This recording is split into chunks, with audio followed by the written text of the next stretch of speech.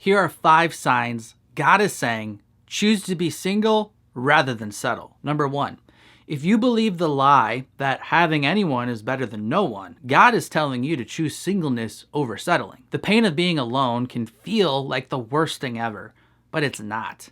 While it might be hard to believe, it is actually far worse to be with the wrong person compared to just being alone. Many people settle for a relationship out of the fear of loneliness, but fear-based decisions always lead to pain. If your main motivation for dating someone is simply to avoid being alone, that's not love, it's desperation. Psalm 27:14 says, "Wait for the Lord, be strong, and let your heart take courage.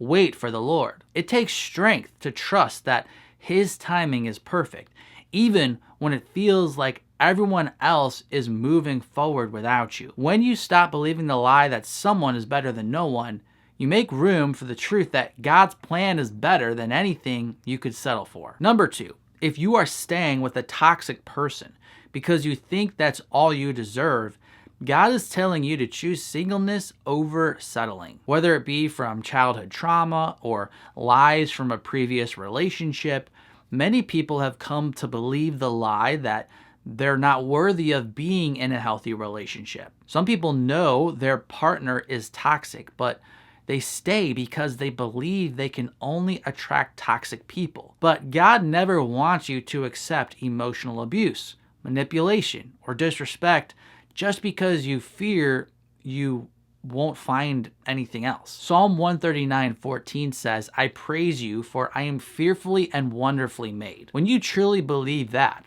you stop tolerating what dishonors the image of God in you. A toxic relationship isn't just emotionally damaging. It's an assault against God Himself. God loves you.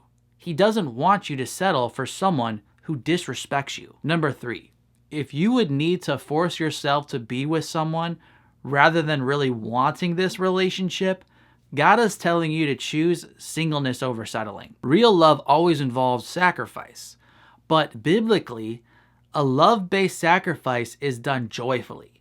This doesn't mean you always want to endure the pain, but it does mean you love that person enough to choose to endure that pain. Thus, when it comes to dating to find a spouse, you should really want to be with the person you are with. If you have to convince yourself daily that this is the right person, it's probably not the right person.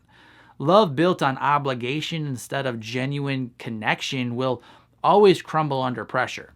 2 Corinthians 9:7 reminds us, each one must give as he has decided in his heart, not reluctantly or under compulsion, for God loves a cheerful giver. Number 4, if you keep trying to make a relationship work that God keeps closing the door on, God is telling you to choose singleness over settling. Sometimes you need to fight through the hurdles so you and your future spouse can be together.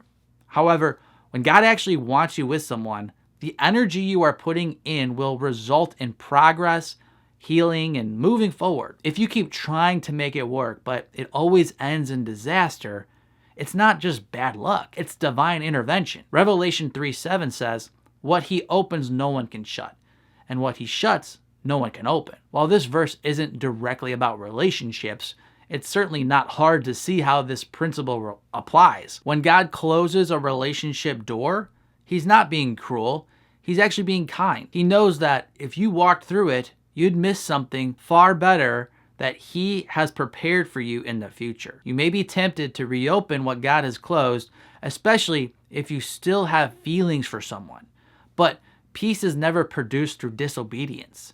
God's will is confirmed through clarity, not constant chaos. And number 5, if you want to be married without wasting time with people who will just wound you, God is telling you to choose singleness over settling. The fastest way to find your future spouse is to avoid wasting time with the people you already know are not your future spouse. The more you dabble in dating, the longer you delay your future marriage. If you're someone who wants to honor the Lord in marriage one day, rather than just having fleeting fun in dating right now, then you should always choose singleness over settling when you would just be dating to date. By choosing to be single rather than settling, you are actually increasing the speed at which you will meet the person God has for you. Proverbs 19:2 says, "Desire without knowledge is not good, and whoever makes haste with his feet misses his way." In other words, impatience in relationships can cause you to miss God's best. If you're serious about marriage, it's okay to be selective. It's okay to take your time.